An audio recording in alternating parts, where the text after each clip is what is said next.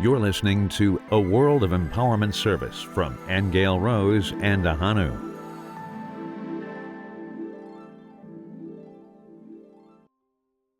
Welcome back to our World of Empowerment Service to Humanity.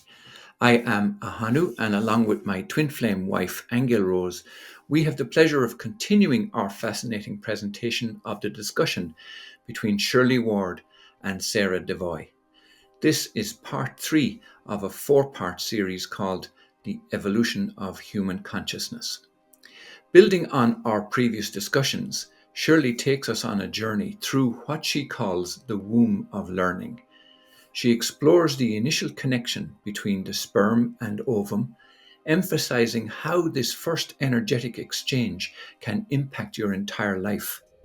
The discussion unfolds to reveal intriguing insights into how the experiences and energies of our fathers, particularly in critical moments like conception and periods of early development, may leave lasting effects on us.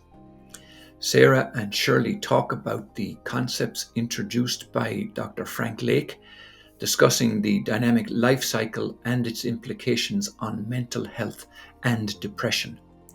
They explore how patterns established in the womb, such as acceptance and sustenance, influence human behavior and relationships throughout life.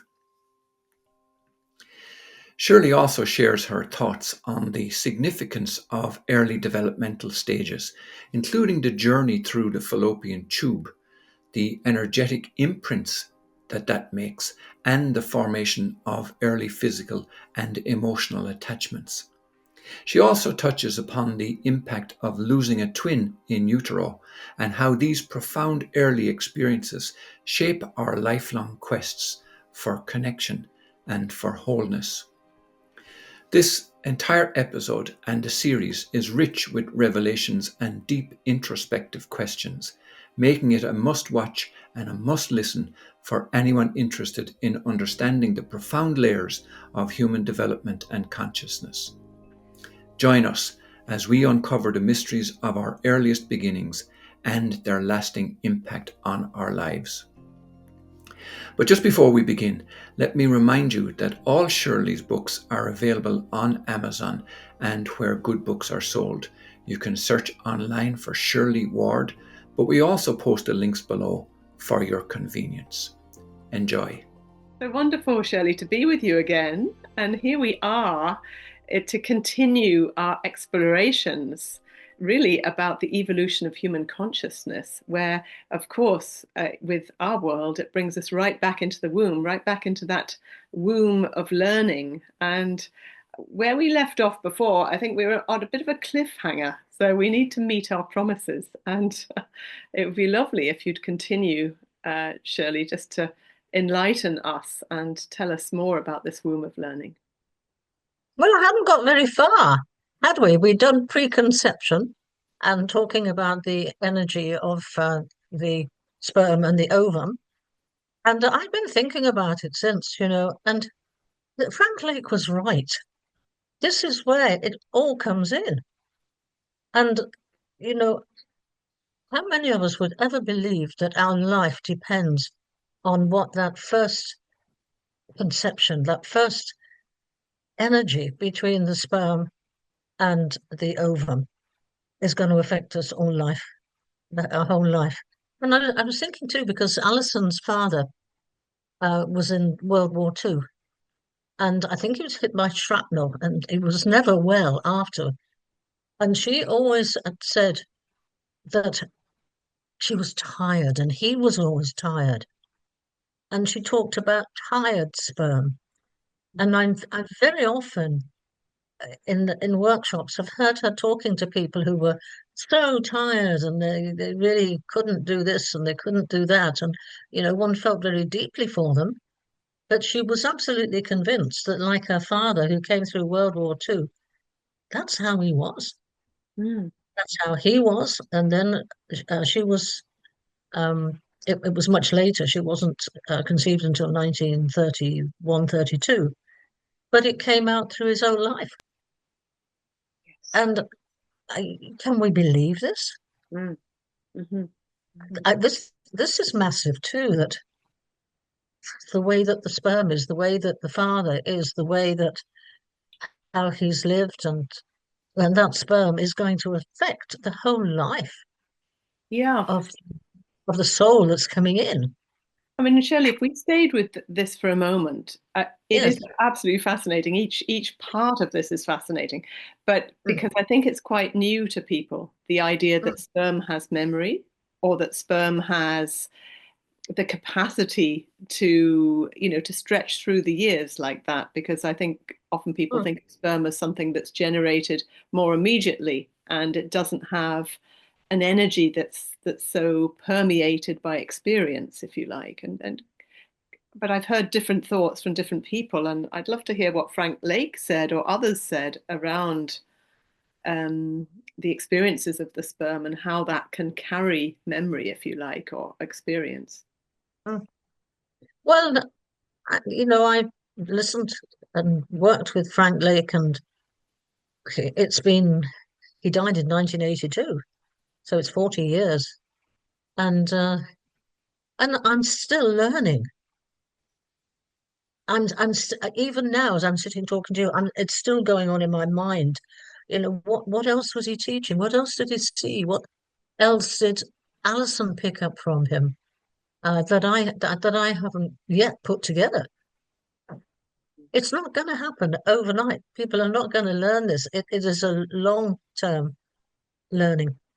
It's a real Yeah. personal inquiry, isn't it? Because that's I guess the how the mystery unfolds, doesn't it? Through doing the personal work and Yes, intuitive work. yes. And I mean, once I think I heard, staying with the sperm concept, that of course it's a very, would you agree that it's a very monumental moment when a man or a boy becomes a man, that whole puberty period. So even reflecting back what was happening for our fathers when they became men. Was it a Mm, furtive time, was it a celebrated mm, time, or whatever, or what was mm. going on in the environment? And would it be your view that that would have an influence as well? I think everything does. I mean, it's massive that everything that's going on in the world, everything that's going on in our personal lives, the family, whatever, it affects the baby that's coming in. And I'm wondering if anyone listening to this, what on earth are they talking about? Mm, But actually, we're telling the truth. We're yes. telling the truth that people who either don't want to know because of the responsibility, or they do want to know because they want to build a better world Yeah. with people with less problems. Yes. Yes. So the more that we can own our Mm, experience, then that obviously contributes hugely, I guess, to the evolution of the human consciousness. Because mm, if we're in mm, denial or if we're kind of blocking off parts of ourselves, then it's floating around on the planet and maybe comes out in less mm. favorable manners. Is that your experience? Yes, but I'm also thinking about Frank's work of so long ago, and how this actually integrates with what we're talking about, because I'm thinking of the words. Yes, we're floating around with energy, and okay, it's energetic, but he was one of the I think one of the best models that Frank brought in was the dynamic life cycle, and that dynamic life cycle, um, he talks about the normal healthy dynamics, of human behavior. It includes uh, acceptance. So there's the acceptance of Yeah. a new life, of sustenance, which is giving us the nourishment, which gives us the status in order to achieve. And that's the normal way round. To be accepted gives us sustenance, gives us the status, and we achieve. Mm. But he was working with depressed people and working in the mental health. Well, he was a psychiatrist, and he was working in this field. And he said, if you live this dynamic life cycle the wrong way around, that's how it causes depression. And Mm. so depression coming from this point, is that we live it the wrong way round, and so most of us reverse it, and we live to achieve to be accepted. Mm-hmm. So we do everything we can, everything we can to achieve to be accepted. Mom, Dad, this is me. Please accept me. And the depression comes when we fail. Tell me If we fail, about the failure, like if we don't meet our exacting standards or the exacting standards of our parents. What's your sense? well, we're trying to achieve in order for our parents to accept us, is the Yes. one I'm looking at. And it causes rejection, it causes depression, and it causes sadness in our relationships. And that is a dynamic. He calls it the dynamic life cycle. It's a dynamic that comes out in every single relationship. It breaks up families, it breaks up marriage, it breaks up brothers and sisters relationships. Because if we're not accepted, we don't achieve. Yes. So take me back into the womb of learning, Shirley, because many of us, whether we were a surprise or there was an element of shock, or whether we were a little bit earlier than expected, or the house wasn't built yet, or it was a kind Mhm. of, either before the wedding or honeymoon conception, or whatever the story was, you know, Yeah. how long does that acceptance have to be present, as an or that misalignment of acceptance to be present for us to feel the impact of that? Because many people would say, oh yes, it was a bit of a surprise to be pregnant so early, but we came around to it, or we adapted and said, oh, Well, baby's they coming. might, but the baby doesn't. Yeah. The parents might come, but it can be a lifetime with the child who wasn't accepted and the child who was rejected. Oh, I watch the program Long Lost Family, where children have been adopted. Uh, it's a wonderful program, and lots of good things happen. But the pain of rejection and the pain of not being accepted and the pain of not being wanted, it comes out so much. And then suddenly they meet the parents from 50, 60 years ago, and then they hope that everything's going to be fine. In most cases, it is, in some, it's not. But, that's taking it from one end, right from preconception, to the other end of life, Years later. um, years later. Yeah. Mm. And the one that you're talking about, when mother, well, it's when mother finds out she's pregnant. That's a big one because the baby knows exactly whether they want it or not. Mm. Mm. But I mentioned particularly that program because it's something I've been watching recently. Yes. Um, but I do need to go back really um, to the development Uh-huh. of the cells in the in the chromosomatic state, from the chromosomes, Yes. because so much happens there with disability. If there's a chromosome that's missing, um, that, and I don't know why it happens. I'm sure the scientists and the doctors and the medical people know, but I don't know because it's not where one. But I do know that it's a difficult stage. I mean, goodness me, it makes you wonder that any of us would want a baby. Uh-huh. We start looking at this. But the exciting thing is that when these cells are all coming together, and the baby is developing, it's also traveling down the fallopian tube. Mm. Mm-hmm.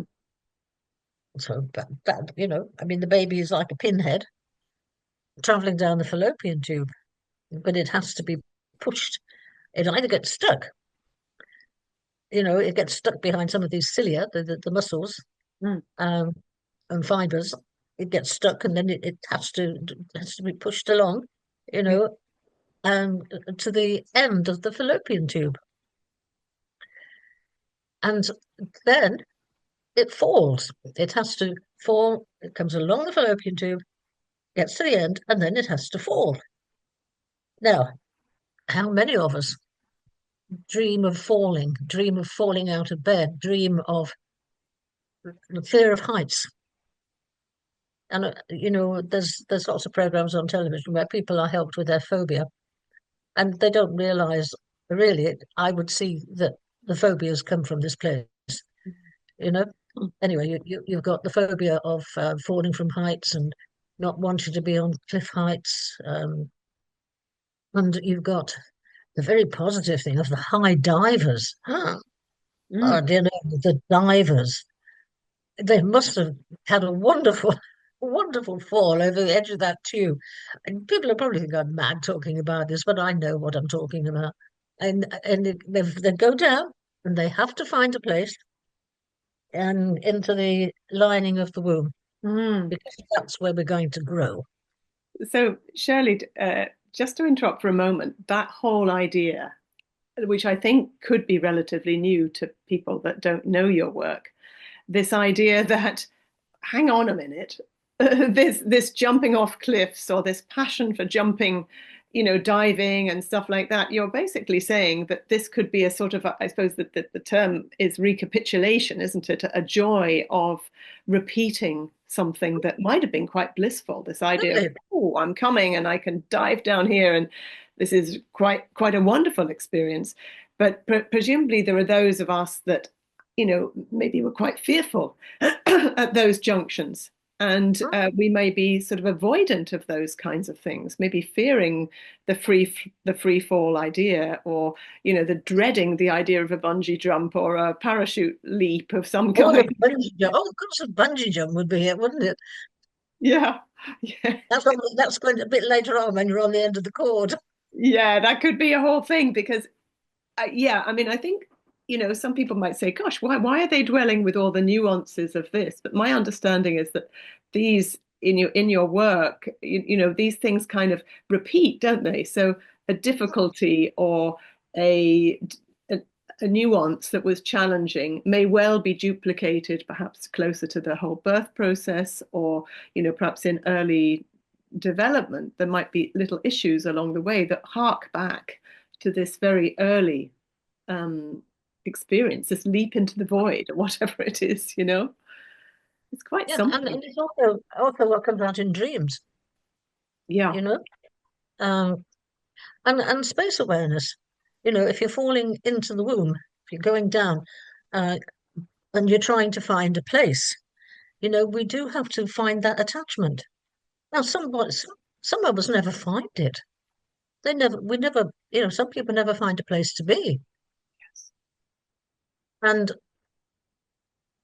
I know this is where it comes from because it's the fractal. I call it the fractal because it's the rhythm and pattern that is come throughout life. And even as children and teenagers and young adults, where do I go? Where can I go? Where can I be? Where can I be safe? Everything. And then you find people going hiking off somewhere, hiking around the world because they're looking. Yes. And of course the other thing that they're looking for, because I think I possibly said that one in 8 of us would have had a twin, or even triplets, and even quads in the womb. I know I was one of 3, and I laughed because I said to Carmen the day, look, I'm still buying 3 things. I bought 3 blouses, and you'll see them on there. I've got 3 different blouses, so I bought 3 blouses, but I bought them for me. I didn't buy them for the triplets. But you see, I had 3 cats because I haven't had children. I had triplets, and I wanted to know, if a mother had 3 children, did she have a favourite, or was the one that she didn't like, or did the 3 did they all get the same love? And I tried very much with my 3 cats to actually love them all the same, but they were all different, and I loved them for different things. And so I got the idea of what a mother feels like with her children. That's I special. needed that. I needed to know Mm. how I could love. Yes. And I've got one cat left, and I do love him, but he's very strong. Um, but that um, linking this up with finding a place. If we have been in the womb with a twin or twins or three of us, and we lose them, they are lost before we're the only one that's born. Do we spend the rest of our lives looking for them? So And where do we go looking? So take me back to the sequence so that, and the listeners here, about when are the most likely places along the journey, as we're talking about a whole process and a journey. Perhaps Mm. take us right back into the fallopian tube. Like, at what stage are we likely to, or could we lose a twin? Like, what are the most common places? Very often in the fallopian tube, and we know we had a wonderful video of someone doing their work, and there was a sister coming behind. It was like a blue light, and some people will say, "Oh, that's Our Lady. Our Lady's with you because it's the blue light." Mm, Well, that's one observation, but it's usually a brother or a sister, and we know if we've lost a brother or sister, and that loss again is one of the first separations from a human. yes. And this place of falling into the womb and the space awareness and implantation, um, and awareness of physical growth, that we're growing in the side of the womb. Hmm. But I have worked with people whose brothers and sisters older ones have gone missing. Mm-hmm. And it's in my own thoughts that when people go off and go missing, why do they do it? Yes. Who are they looking for? Hmm. Who are they looking for? And are they really looking for the closeness of someone? And when they say, I mean, I've never been married, not because I didn't want to. I never found the right person. And I Hmm. still feel sometimes that I made the mistake that I was looking for a brother or a brother or sister. Um, and so I didn't get married because I never found them. Yes. And and that's okay because I wasn't meant to get married this time. I've got too much to do. Hmm. Um, but this is the sort of thing that can go on in people's minds. Yes. Who am I looking for? Who am I out there for? And then somebody will turn up years later. And so it comes from somewhere. Mm. I'm a great believer that whatever happens to people in life, there is a place. There is a place where they are duplicating, as you say. I Yeah. would say it's a factor. But this is very deep work. You said on the last tape, this is depth work. But let's And let's stay, let's dwell with that, Shirley, because I think it would be a wonderful thing if, the listeners can apply this, and make those inquiries as they listen, for Mhm. their life, because in a way that's where we affirm or deny this work, isn't it? Mm, mm. And I think, for those who love music, for those who love poetry, there's so many beautiful songs, actually, Oh, many of them coming from the Irish culture, things like U2, that's some people don't even know is an Irish band, but I still haven't found what I'm looking for, like I can't get no satisfaction, the Rolling Stones and all of oh, these songs, people are always on a quest, aren't they? Looking for that thing, whether it's, as you say, that person or that place, mm, that is home. And nothing feels quite right. mm, And I think, as you've said in your books as well, sometimes that feeling that we might have changed flat or house lots mm, and lots of times, or country even, because mm, things aren't feeling quite right. mm, So those might be things that people can resonate with and say, okay, that's been like that for me from the very beginning. I've never felt comfortable, mm, or always been looking, mm, as you say, for that soulmate or that brother or that sister, Mm. and no one's quite matched up to We're that. we're a complicated lot, and we each follow our own path. We don't have to be looking at everything that I'm talking about, but it may. I think I said on the last recording, I may say one word, I may say one sentence, and it changes someone's life. Ah, that's where it happened. This is that's the feeling I had. Yes. And sometimes when people have been reliving their birth, they said, I know this feeling. This is what happens sometimes if I've lost someone, or like as children, very in my day and age it was Woolworths and all these places, and you get lost in the store, and the child who was screaming his head off, or some of the department stores where the child gets lost. um yeah, you know that one, do you? Well, You know it. tell me about it. I mean, I think I got lost in Woolworths at one point, but tell me, did that happen to you? Didn't happen to me. No, I didn't mind getting lost because I'd find my way out. um but it's just an explanation of some of the things that do happen. Um, but I was talking about the loss of the twin, and I think this is how it links in with things that happen. And sometimes we get anxious because we've lost someone, or um, if I go shopping with Carmel sometimes, oh, I never know where she is. Do you know what this I just feel we're circling towards a whole different section if we're talking about twins and lost siblings. And how about we kind of complete this part for the moment? Because I'm still kind of in that fallopian tube with you and still just before we've made that leap. And Mm. I'm wondering, say, in your clinical work with people, with children, with adults, and what you saw others do, like, did people sometimes want to go back to sort of feel into the light, to feel into the presence of those that might have accompanied them into the womb of spirit, into the womb of learning, in a way to heal themselves so they could go forward, if you know what I'm saying?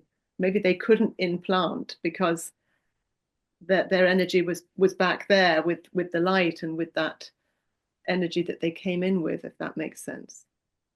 Well, I do. One thing that come up with of never accepting incarnation. There are some of us walking on the planet who really have never accepted incarnation, and not accepted being here, and it makes people very unhappy. I mean, once we accept the fact that we're here and we have a life to lead and we have a job to do, then the feelings of suicide, I would say, would um, recede, because yes, once we've got a job and once we've got an aim, then we've got something to do, and we realize why we're here. Yes. There is a job to do. So, Um, does that make sense? Is this answer what you're asking? well, I think, you see, the thing is with you, Shirley, that with every moment, there's another kind of prism opening and opening. I mean, that whole aspect of suicide, about life decisions to move forward, to Mm. implant, is like that's incredible that we can take ourselves right back to that fallopian tube and will I go forward? Can I go forward? Is it worth me going forward? Or will I just end it all now because my life is split in two or in three? And can I continue? Mm. Those kind of themes, that's just incredible, probably for listeners to know that that's your Yes, clinical we don't have experience. to take it. We don't have to take it too seriously. We don't have to, get worried about it, because this is what concerns me when people hear this. Because yes, it's happened, but the healing is that there is a place when this happened. Um, and once we know there was an historical place that this happened, there were feelings there, and the emotions. But we got out of it. Yes, And very often we've stayed in it because we haven't known where it's come from. yes, Um, I mean, we are such a conglomeration, if you want. we're massive. There's so much that goes on for us. Yeah. Um, I'm just wondering in your work, though, perhaps before we move on to another segment about maybe deepening in with the whole twin story, I'm just wondering, is it your way that it is okay for people not so much to dwell on the trauma of the separation, but would it be your way sometimes to orientate people to the togetherness, that it was okay, that it is okay to dwell for a while on the wholeness and the connectivity between the siblings, if that was the case. Is that a part of your healing modality to in a way rewind a little bit rather than being with the fracture, being with the wholeness? the healing, yes, and people themselves find the way to do it. Mm. But one thing that I need to mention here is most people, a lot of people are into energy, the energetic feeling of this or the energy of that. And this is because of the complementary medicines that people are working with now, and the spiritual energy. And this comes up to as far as, well, I mean, the energy is always there, but very much until we get into the side of the womb and we get a place to be. Because then we start growing a cord. And so there's a change. There's a big change. Although the energy is always there, when we get to the change um, of being on the cord and the cord is feeding us, that is a different way of us being, of feeling, of being, because we're attached. We haven't been attached before. Yes, we got into the size of the womb, but this is something different. It's one of the big changes in our lives. And of course, then we get fed through the cord. Mm. Mm. And I remember having this chat with David Chamberlain and his wife Donna, because they were interested in what we were doing. Because at the time, David wasn't into conception, but Donna was, and they talked about the chakras and the energy, and everything that was coming in was energetic. And then we got the cord, and we got the food that was coming down, that mother was feeding, that the emotions were coming in. And that's when Frank brought in negative umbilical affect. Mm. Mm-hmm. The negative effects that came down the cord. So negative umbilical affect. And he also called it the maternal fetal distress syndrome. Mm. So that now we're on the cord and we're in the amniotic sac. We're either going to be good swimmers or we hate swimming. Mm-hmm. It's funny how sport comes out in this. Absolutely, absolutely. Oh yes, oh yes. Are we going to be a good swimmer? Are we going to hate swimming? Can we not breathe when we're swimming? All these sorts of things. But yeah, we had David and Don and myself had a very good conversation on this one, trying to sort out, well, what is it really? And I said, well, I think it's probably both. You still get the energy, Mm. because it's the fetus is in the what is in the womb, and everything that's happening, he or she will know energetically what's happening inside and outside, but the physical aspect, the physical umbilical cord, will also carry the emotions into the baby. So, oh Lord, what goes on in that womb? There's so much happening.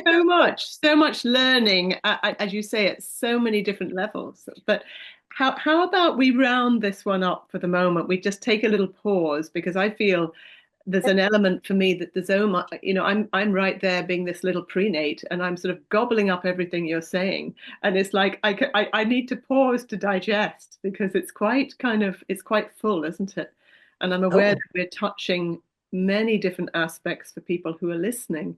And perhaps it's nice to come in every now and again and just remind the listeners that, we're about acknowledging, we're about, in a way, shining the light of awareness onto these topics with a view to knowing, with your depth of wisdom and experience, that all these things can be repaired and healed. Otherwise, we'd just be kind of, making everyone feel more and more nervous. Whereas, It's fascinating. We're wonderful. We're yeah, absolutely wonderful human beings. yes, And some people will want to follow this on and say, yeah, come on, let's make life better. Let's make our children better. And the others will say, oh, I'm not interested. I don't want to know about that. yes. And that's why, in a way, it's bringing it up, some of these shadowy materials, isn't it, into the light. That is what the human consciousness is always about. And if we only sort of go so far and we don't go into the depths of the womb, we're kind of missing the point. So That's where we started. That's where we've developed, and that's where we came from. yeah. Well, thank you, Shirley, very much. Look forward to more soon. Okay. We hope you enjoyed that conversation. Here are some questions to ask yourself after watching or listening to this episode.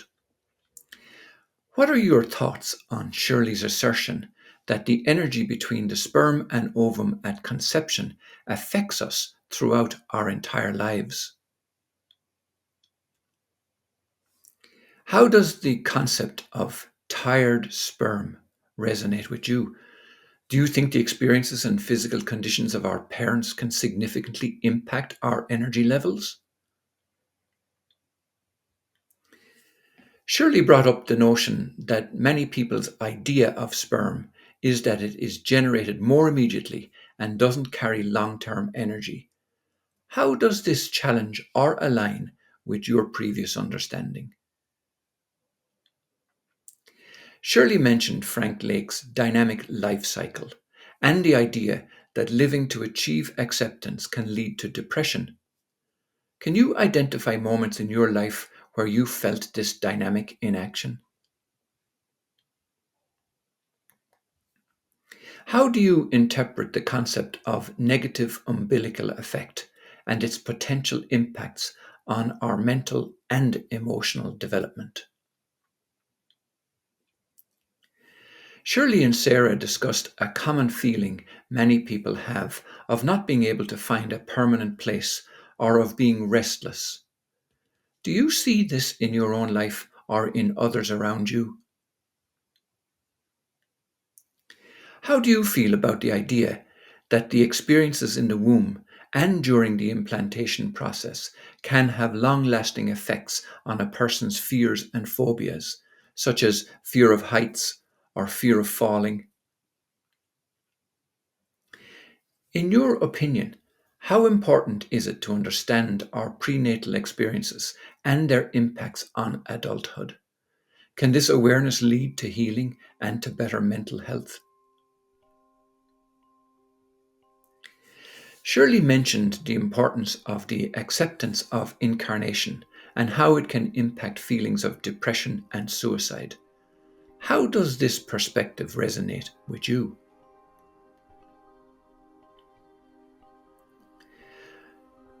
The discussion touched on siblings in the womb, such as lost twins, and their impact on our sense of loneliness or searching for someone.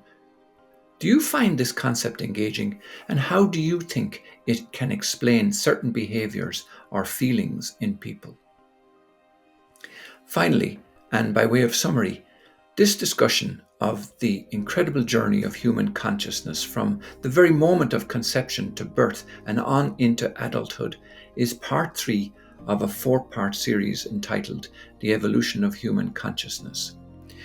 And in it, Sara and Shirley explored how the energy of the sperm and ovum impacts our entire lives, touching on concepts like the dynamic life cycle, the impact of pre-birth experiences, suicide, depression, the influence of early environmental factors, and even the deep connection to our unborn siblings. Be sure to listen to all the episodes by joining us on the World of Empowerment from your own special invitation link at worldofempowerment.com/invite. Thank you. You can subscribe on iTunes, Stitcher Radio, and on our website at worldofempowerment.com. Don't miss an episode. Hit the subscribe button now.